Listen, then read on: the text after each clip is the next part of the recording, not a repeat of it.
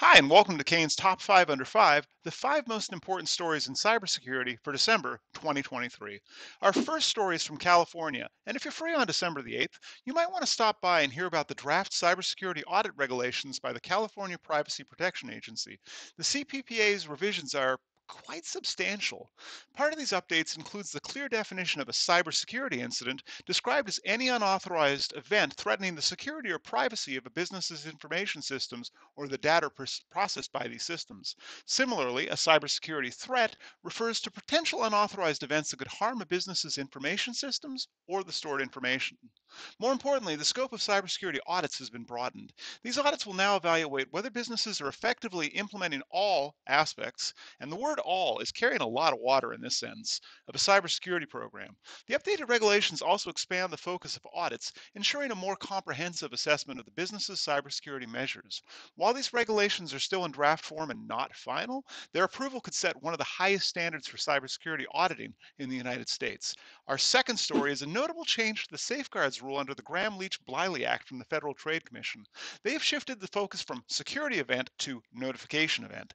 The adjustment requires reporting any unauthorized acquisition of unencrypted customer information, a change from the previous emphasis on unauthorized system access or misuse of information.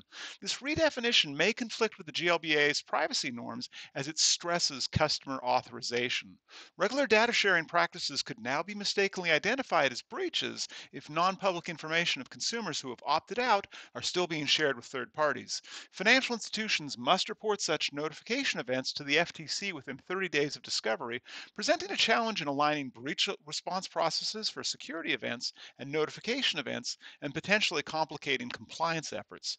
Our third story is related to the recent SEC fraud charges against SolarWinds and its former CISO. This case highlights the increased scrutiny on public statements about cybersecurity practices. For CISOs, this underscores the need to understand D&O insurance in the context of cyber risks. D&O insurance policies protect leaders from poor management claims, whereas cyber insurance covers data breaches and privacy issues. CISOs should review and align their D&O and cyber insurance policies, ensuring comprehensive coverage without gaps. This alignment is crucial in adhering to SEC requirements and enhancing overall risk management strategies. It also makes insurance renewals more efficient and targeted and supports risk management initiatives. CISOs also might want to consider a personal umbrella policy as a further line of defense against civil suits. Our fourth story delves into the Security and Exchange Commission's enforcement results for fiscal year 2023. The SEC significantly increased its enforcement actions, filing 784 actions, which is up from last year. This includes 501 standalone cases spanning a wide array of securities law violations.